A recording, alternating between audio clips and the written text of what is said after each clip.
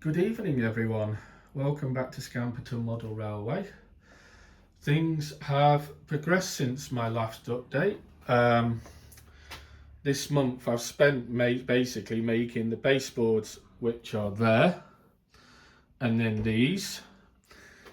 Put this cabinet up, took apart the old layout, most of it's still in the shed in terms of the scenery I've managed to save. All the track what I've saved is what you see on the boards, also new track, and then underneath the baseboards. So where do I start? Well, if I span round, you'll see shelves all the way around. Those have come, I've put those up. I've either bought new shelves, managed to get the three of those ones for 45 quid on Amazon second hand instead of £60, so I was quite pleased with that. I have put that, mounted that, but that'll be coming down and I'll explain why in a few moments. Put other shelves up for storage for scenery and electric stuff, and then I've got this cabinet. This cabinet was just under £50 on Amazon, and that houses all the locos, and I've got spare for a couple more in the future. Now you'll notice that I've got some extra boards, and this is off the back of test laying track when I laid the original boards in my last update. And what I found is that actually the fiddle yard was going to be really difficult to fit on the space I've got, and I was going to lose a lot in doing so. So I literally just scrapped the fiddle yard, and then what I decided was that I'm going to sacrifice height and a certain amount of space, especially on this side, for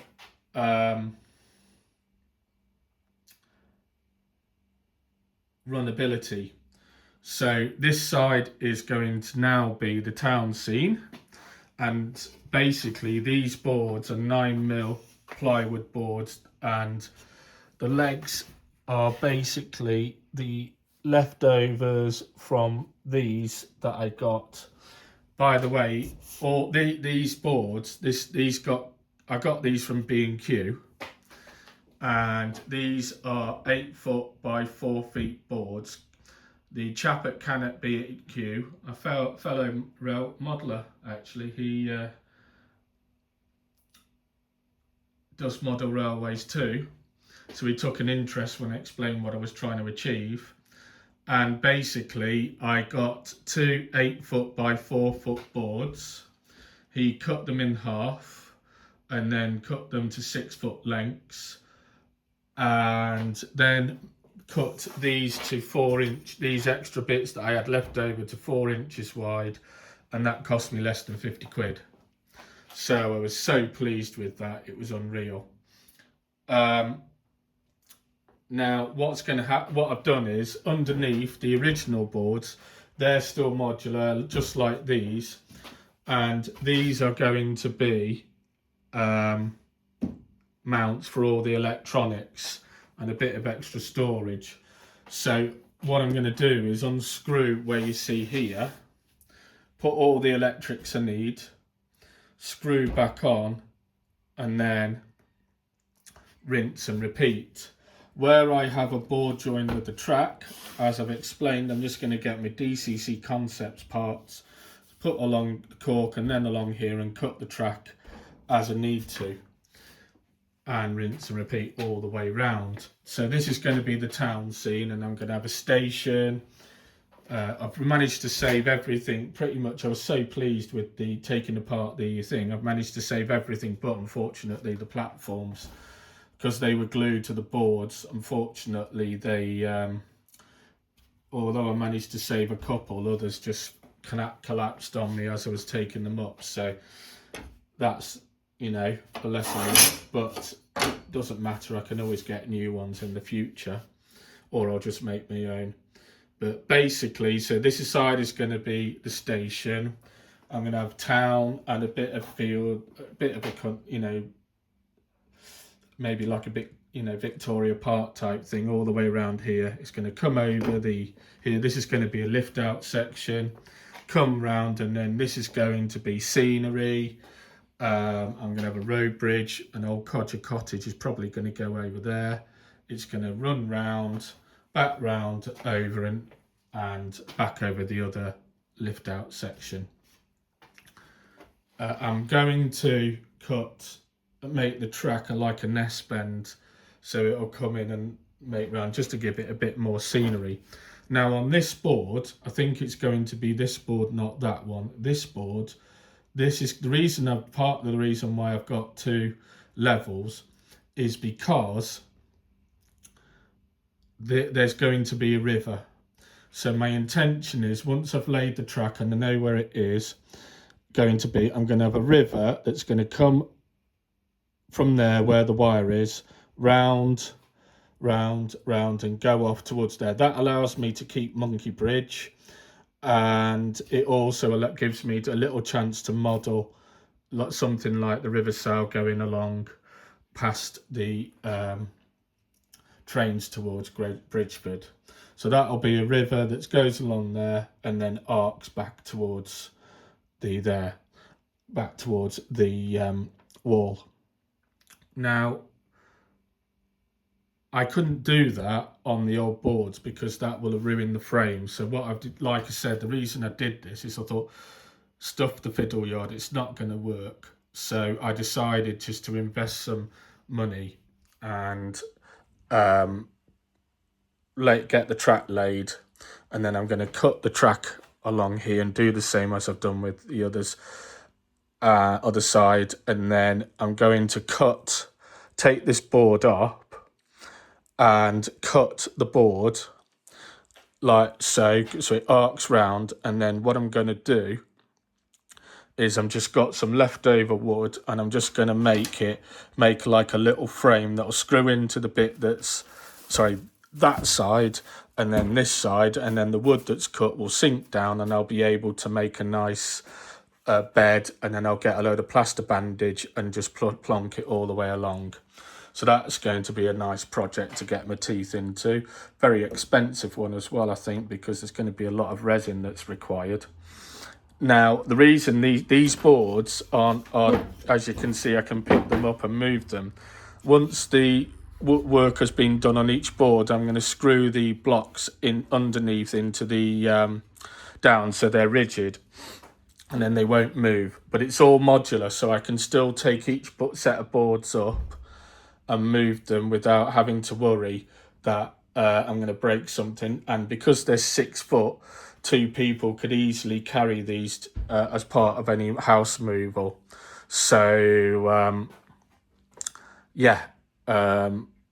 it makes sense. You'll see I've got a set of plugs on either side. That means I can have 3 volts, 5 volts, and 3 volts on each side, and I'll be able to run lights, rolling, adverts, you name it, I'll be able to run it. So that's another thing that's going to be done in due course. Obviously, you'll be aware that if I put the wires underneath there, I've got to be careful. So the track wires and any light wires, I'm going to have it so that there will be the ability to lift it up and then undo them via Wagyu clips, so that I can then take the boards off without wrecking all the nice neat wiring that will be under here. When it comes to the lift out sections, although as you can see I've done the bases, my initial thinking is that what I'll do is I will use the chock connector blocks with the pins and just have the DCC wire running underneath, or I've got a packet of these, so I could always use these wire connectors. So either way, that job's covered. So yeah, I'm really pleased with the progress. Over August, it's all about just test laying the track, getting it to run, make sure the trains go around without issue, and then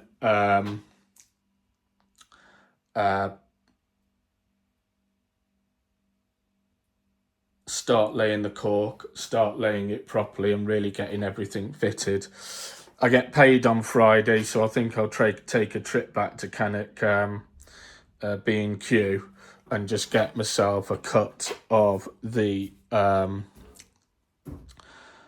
9mm plywood on a 4-foot board and just get that cut, and so that'll be done. And then the same on that side, and then that's the lift out sections.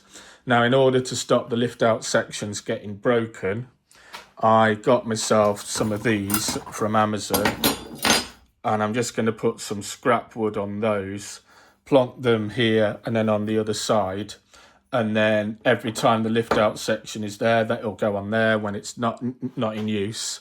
That way it doesn't get damaged, but it also means that it's light enough to just plonk on there and not go anywhere. So, and then another one's going to go this side, obviously, for this area. What I have found with opening the garage door is that it can start a breeze because of the way the house faces east to west. We either get a westerly wind coming through, and it can cause a bit of a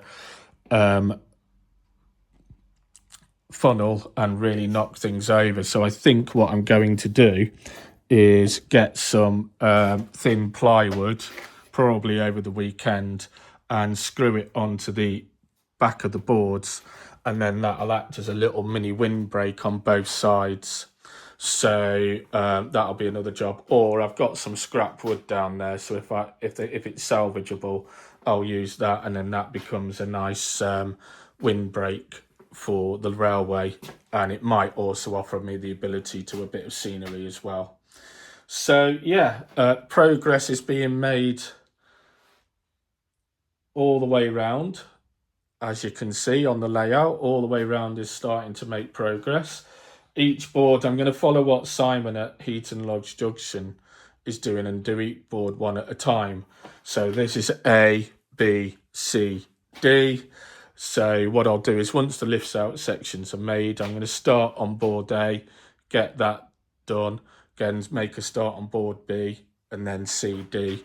Obviously, I'll try and do all the track laying first, but each part of the scenery, I'm just going to basically, once the track laying is sorted, all the scenery, I'm just going to take the boards up and work on them on, not necessarily take them up, but when the wiring comes, I'm just going to take them up, put the wiring in, plonk them back down, and then if I need to, make it so that I need to get on the other side, but it's easier to do it that side looking over this way, then what I'll do is I'll take it up and then put it in the kitchen, work on it, and then go from there. If it's a nice day over the summer stroke autumn, I've still got these legs, so I can plonk the boards on the legs, work on it, do all the soldering that's required, etc, and then bring it over, plonk it back down, and Rob's your father's brother. Coincidentally, I got all that extra wood out of that thing, so if I need any spare plywood, I've instantly got some there. That was part of the 8-foot by 4-foot, and it's made all of this, so I'm really chuffed with that. I've extended it over a little bit here by 4 inches just to give me a bit more room, and that's worked out really well.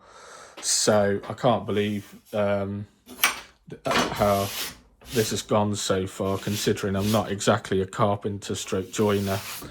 And yeah, so far so good. So a short update, but things are making progress. Hopefully in a couple of weeks I'll do another update, and that will show you the basics of trains running, the lift out section being in place, and the shelves ready to go on for the to house the lift out section, and any other things, i.e. taking that down and putting it underneath. That's the kind of jobs I'm going to do over the next couple of weeks. So hopefully you've all had a good weekend. I know I've had, even though it's been hard work doing woodwork. And I will speak to you on the next update, all being well. So Have a nice evening. Bye for now. Bye.